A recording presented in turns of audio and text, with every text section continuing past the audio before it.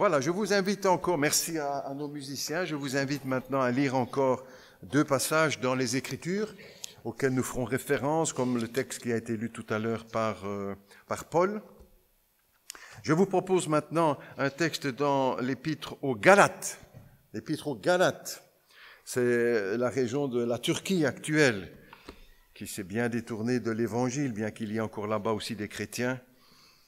Galates au chapitre 3, Galates chapitre 2, les versets 11 à 14. Galates 2, versets 11 à 14. C'est donc l'apôtre Paul qui écrit aux chrétiens de cette région, de la Galatie, et pas seulement à eux, mais à nous aussi, puisque c'est l'Esprit de Dieu qui le conduit. Et il écrit ceci, Galates 2 au verset 11, « Mais lorsque Céphas, l'apôtre Pierre, donc, vint à Antioche, je lui résistai en face parce qu'il était répréhensible. En effet, avant l'arrivée de quelques personnes envoyées par Jacques, le responsable de l'église de Jérusalem, il mangeait avec les non-juifs. Et quand elles furent arrivées, il s'esquissa et se tient à l'écart par crainte des Juifs.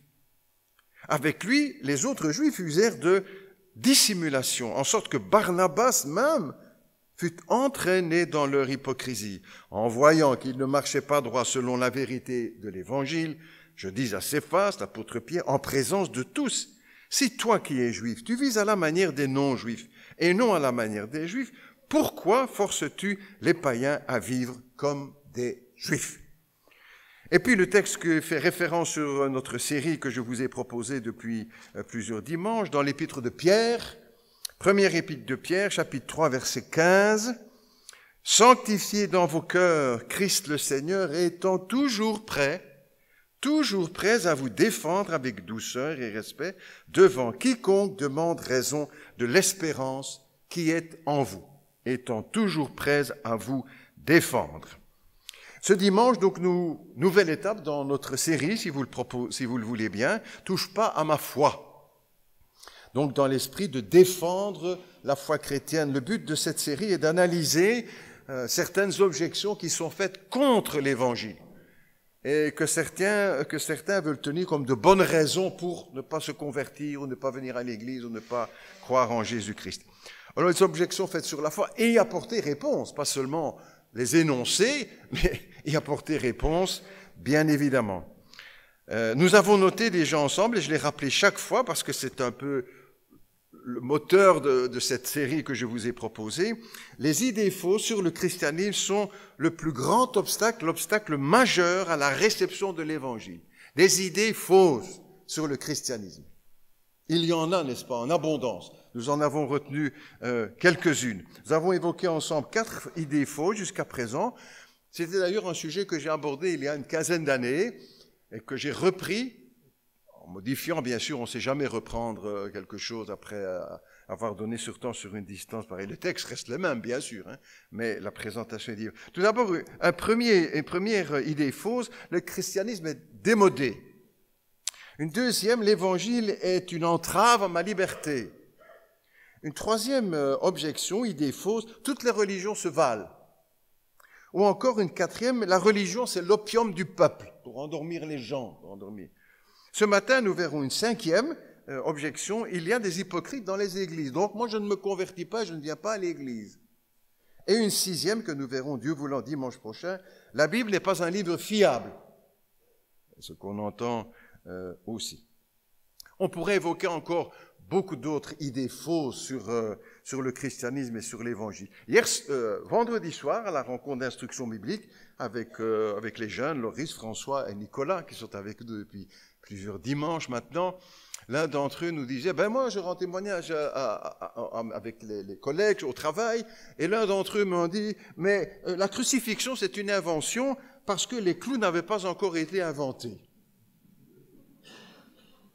Bon, on ne prendra pas des heures pour réfuter, bien sûr, mais... Et celui qui prononce ces choses, il pense qu'il a raison, hein, sur cela et sur beaucoup d'autres objections ou idées fausses. Il faut noter que souvent ces idées fausses sur la foi sont plutôt des excuses. C'est ça qu'on a lu tout à l'heure, le texte, Paul a lu pour nous le texte de Luc. Les excuses, c'est pas une véritable raison. J'ai acheté des animaux pour traire, je vais aller les essayer. Mais enfin, pas à ce moment-là. Bref, etc. Plutôt des excuses que de véritables raisons. Mais si on ne répond pas à celui qui avance ses raisons, il pense qu'il a raison, hein? Il pense qu'il a raison. Dans d'autres situations également. Deuxième but dans cette série que je vous ai proposée, c'est d'apprendre à tous à défendre notre foi. Parfois, quand nous recevons des coups, boum, nous baissons la tête, ou peut-être pas tous, hein, mais il faut savoir se défendre, non pas pour être méchant, non pas pour être agressif. Au contraire, le texte dit qu'on doit se défendre avec douceur et respect, dans la tolérance. On n'emploie pas la force, la manipulation, avec respect et tolérance. Mais on se défend. Ce que l'on croit, on défend le Christ, on défend la Bible, on défend le christianisme, on défend l'Évangile, on défend les églises. C'est là aussi pour ne pas nous laisser aussi, non plus, pour ne pas nous laisser ébranler dans nos convictions. Quand on dit, oh là là, c'est peut-être qu'il a raison. Il faut qu'on soit solide dans nos convictions, savoir les défendre. Le troisième but de cette série, c'est d'être prêt à nous défendre devant ceux qui attaquent la Bible et l'Évangile, le Christ, ou encore certains qui se posent des questions, qui sont devant des objections auxquelles ils adhèrent vraiment et qui peuvent être, auxquelles on peut répondre avec les textes de la Bible. Soyons toujours prêts. Et l'apôtre ne parle pas ici aux pasteurs, disant les pasteurs doivent être les évangélistes, les missionnaires. Les chrétiens, nous tous, nous devons être aptes à défendre l'évangile devant les objections qui nous sont faites. Nombreux sont celles sur l'objection que nous retenons aujourd'hui pour y répondre. Il y a des hypocrites dans les églises, donc moi je n'y vais pas. Nombreux sont celles qui disent « moi je ne serai jamais chrétien parce que j'ai vu ci, parce que j'ai vu là ». Vous en avez entendu certainement, on vous l'a répondu, vous l'avez lu dans certains articles, etc. C'est l'une des objections les plus courantes, n'est-ce pas? Qui empêche certains de venir. Ils ont vu un chrétien, une chrétienne, un pasteur, un missionnaire, qu'ici, qui là, qui n'avait pas cette attitude droite qu'on est en droit d'attendre de lui ou d'elle, mais qui joue double jeu, double face. On a un autre mot dans le monde beaucoup plus rude, mais nous ne l'emploierons pas ce matin, vous comprenez pourquoi. Et un exemple encore tout près de cela, mardi à l'étude biblique, nous faisons une fois par an, nous avons passé une sélection de vidéos du congrès Willow Creek. Une église aux États-Unis, voilà, qui fait un séminaire, un congrès chaque année, voilà, qui repasse aussi dans le monde en 250 pays, je crois, donc voilà, on fait partie de ceux-là. Et dans la prédication, le pasteur Erwin McManus, c'est ce que nous avions choisi, a dit entre autres dans sa prédication, mon fils qui est présent ici refuse de venir dans les églises tellement il a vu des méchancetés dans les églises. Il dit, c'est pas seulement en Europe ou en Belgique, c'est là aussi. Donc c'est vraiment pour certains une objection qui les a bloqués et qui les empêche de venir à l'église. Et on aimerait répondre quand on entend des choses pareilles, dire, ah oui, mais ça c'est chez les autres, mais pas dans notre église. On est obligé d'être honnête. Hein. On doit se défendre, mais avec honnêteté. On aimerait que ce ne soit pas le cas, mais il faut reconnaître que c'est vrai, il y a des hypocrites dans toutes les églises.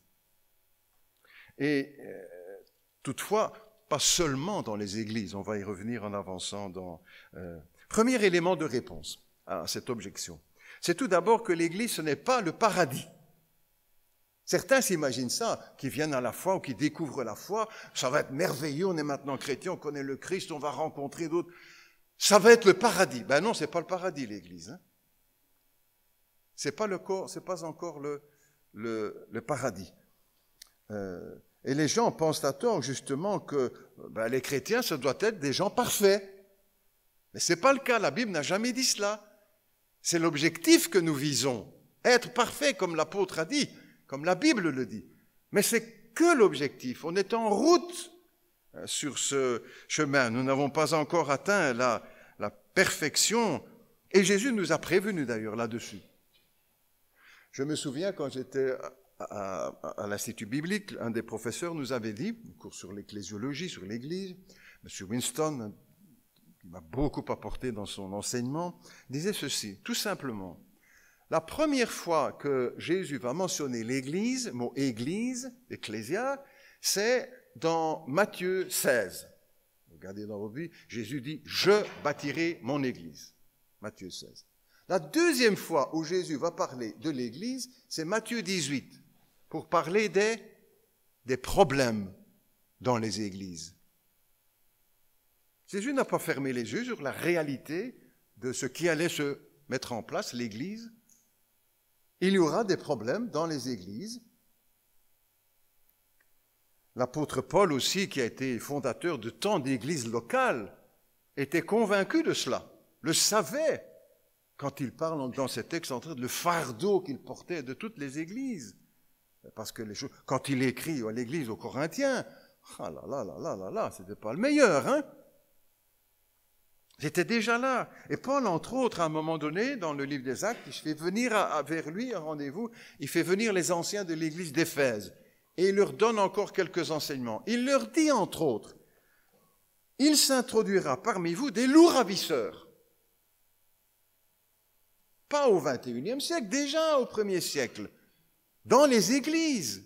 Et l'apôtre met en garde pour ne pas que nous nous imaginions que tout va devenir merveilleux, qu'on est déjà au paradis et qu'il n'y a plus de mal, plus de péché, plus d'hypocrisie, plus de tentation. Jésus a dit aussi qu'il y aura des loups ravisseurs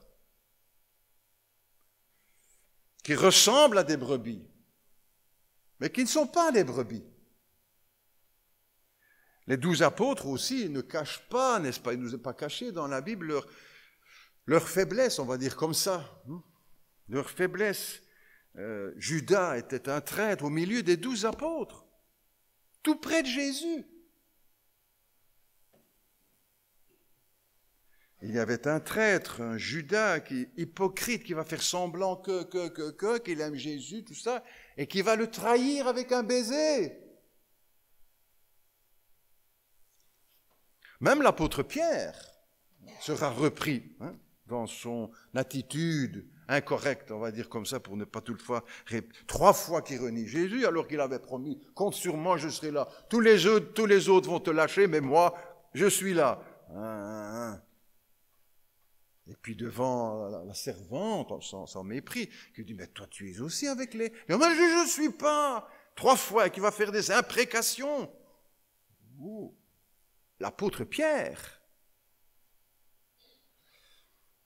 Alors c'est ainsi que nous avons lu le texte dans l'Épître aux Galates, un peu plus tard encore, après la mort du Seigneur, quand ils sont en ministère les uns et les autres, l'apôtre Paul va reprendre publiquement l'apôtre Pierre, en lui disant que son attitude est hypocrite, il joue double jeu, quand les Juifs sont là et quand les Juifs ne sont pas là. Oh, Pierre, l'apôtre. Mais pire que cela encore, parce le texte nous dit, et il a entraîné avec lui beaucoup d'autres. Même Barabbas, dit le texte.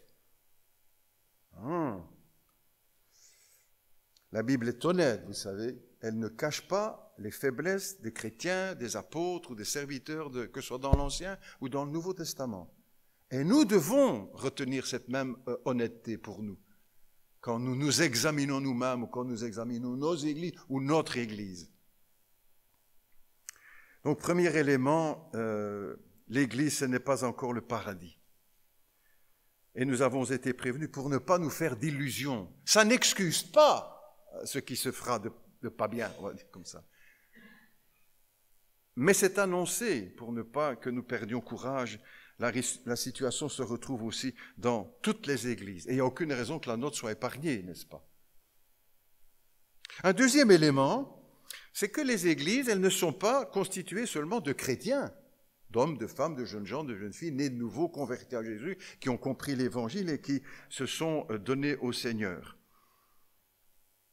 Il y en a aussi d'autres, dans toutes les églises du monde, qui n'ont pas encore accepté le Christ, qui ne sont pas encore convertis, pas encore nés de nouveau, qui n'ont pas vécu la repentance, qui n'ont pas accueilli le Christ dans leur vie. Et sans faire de reproches, mais c'est un état de fait que l'on doit obliger de constater. On pourrait les confondre avec des chrétiens, parce qu'ils viennent à l'église, ils ont une Bible, ils ferment les yeux quand on prie, ils chantent les cantiques, ils serrent la main du pasteur à la sortie, mais ils ne sont pas convertis. Vous vous souvenez peut-être, les moins jeunes sûrement pas, mais il y a quelques années, il y avait une publicité sur les radios, à la télévision, sur la boisson, c'est Ginny, je crois que c'était le nom de la boisson. La publicité disait ceci, ça ressemble à de l'alcool, ça a le goût de l'alcool, ça a la couleur de l'alcool, mais c'est pas de l'alcool. Hein? Il y en a qui ressemblent à des chrétiens, et qui ne sont pas chrétiens, et qui donc ne se conduisent pas comme ils devraient ou comme on attendrait de la part d'un chrétien. Et c'est ça qui peut aussi jeter le trouble ou l'équivoque. Nous ne connaîtrons jamais ceux qui sont vraiment à Jésus-Christ. C'est Dieu seul qui les connaît. Nous pouvons voir des fruits, mais en définitive, c'est le Seigneur qui connaît ceux qui sont à lui. Un troisième élément de réponse, c'est qu'il ne faut pas confondre la règle et l'exception. Ne pas confondre la règle et l'exception. S'il y a des moutons noirs, il n'y a pas que cela dans les églises. Et ces cas isolés ne sont pas la règle. Il y avait un Judas parmi les 12 apôtres, pas 12. Un Judas, c'est l'exception à la règle. À côté du trade, il y avait 11 hommes droits, fidèles, dont la plupart paieront de leur vie la fidélité à Jésus-Christ. Et à leur suite, des milliers et des milliers de chrétiens qui ont choisi de suivre fidèlement le Seigneur, sans trahison, sans hypocrisie, sans fausseté. Si on se braque sur ceux qui font l'exception, ce n'est pas correct, ce n'est pas juste de notre part. Maintenant aussi, il faut souligner le rôle négatif des médias, n'est-ce pas? Et de ci, de là, pendant l'année, vous-même, vous m'en faites la remarque, vous me dites, vous avez vu telle émission, qu'est-ce qu'on a montré sur les chrétiens, ceci, cela. Ils vont choisir les horreurs pour en faire le thème de toute leur émission. Le rôle des médias négatifs dans la radio, la presse, la télévision, etc. Elles focalisent l'opinion du public sur ces cas exceptionnels, les extrêmes, en suggérant que c'est la règle générale. Et alors les gens qui ont vu l'émission, qui ont lu le texte, ils disent « C'est ça l'Église, c'est ça les chrétiens, c'est là que vous allez ?» Ça, c'est l'exception, c'est pas la règle. Mais ça attire le public, hein. Ça les gens aiment bien. Ils préfèrent qu'on leur déballe des détails croustillants dans la vie d'un seul traître plutôt que de découvrir ou d'écouter les éloges d'un homme droit ou d'une chrétienne fidèle. Plutôt d'entendre les récits glorieux de la vie de milliers d'hommes et de femmes qui ont suivi le Christ fidèlement, on verra des reportages mais pas le reportage sur une missionnaire qui travaille depuis 30 ans parmi les lépreux, parmi les malades et qui les handicapés, les aveugles, comme notre sœur Françoise Pedot et tant d'autres. Ça, on ne fera pas un reportage là-dessus. Hein. Ah non, ça n'intéressera pas les gens. Les médias raffolent de cela, n'est-ce pas? Parce que ça fait vendre et ça fait de l'audimat. Ça fait vendre et ça rapporte de l'argent, comme ces paroles, n'est-ce pas, du Proverbe 18. Les paroles du critiqueur sont comme des friandises. Elles descendent jusqu'au fond de l'être. La boue plutôt que les étoiles, l'exception plutôt que la règle. Il faut se le dire aussi pour nous, pour chacun de nous. Une quatrième réponse, c'est qu'il s'agit plutôt d'un préjugé que d'une réelle objection. C'est une excuse, comme mentionné tout à l'heure et lu avec le texte dans l'Évangile selon Luc.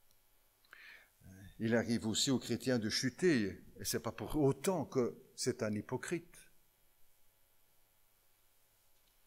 Cela dit, sans vouloir excuser le péché ou chercher des excuses pour favoriser un compromis, là, non.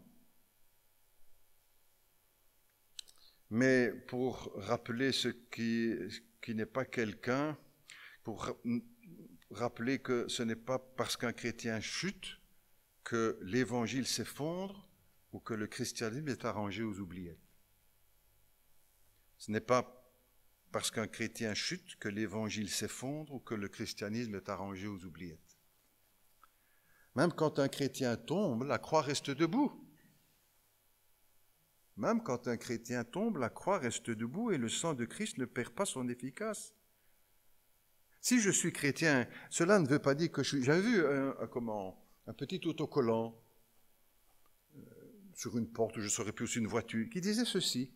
Si je suis chrétien, cela ne veut pas dire que je suis meilleur que vous, mais Christ a pardonné mes péchés. Il doit quand même y avoir du meilleur. On comprend bien qu'il y a aussi une limite à cela. Je termine, n'est-ce pas?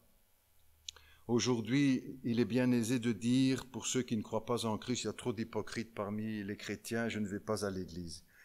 Mais, quand viendra le grand rendez-vous, l'ultime face-à-face avec Dieu, où nous serons tous convoqués, croyants, incroyants, celui qui y croit, ceux qui n'y croient pas. Ça ne change pas, c'est Dieu qui décide. Et il a décidé que tout homme sera appelé devant lui. Quand viendra le grand rendez-vous, l'ultime face-à-face avec Dieu, qui osera dire devant le Maître de l'univers, devant les plaies du Christ, « Oh, il y avait des hypocrites dans l'Église, donc moi je n'ai jamais été. » Mais le Seigneur lui dira, « Je ne te demande pas ton avis sur les chrétiens, je ne te demande pas ton avis sur l'Église, je ne te demande pas ton avis sur les pasteurs, sur les missionnaires. Qu'est-ce que tu as fait de mon fils ? Est-ce que lui, il a été hypocrite, mon fils, qui est mort à la croix du Calvaire ? C'est devant lui que nous serons tous un jour convoqués. Pourquoi as-tu piétiné le sang versé par mon fils ? Je ne te parle pas des chrétiens, ni de l'Église, ni des pasteurs, ni des missionnaires. A-t-il été hypocrite, lui, mon fils ? A-t-il jamais trahi, lui, mon fils ? Pourquoi l'as-tu rejeté ? Tes arguments, tes objections, tes excuses, tes préjugés a priori, ça ne tient pas devant Dieu.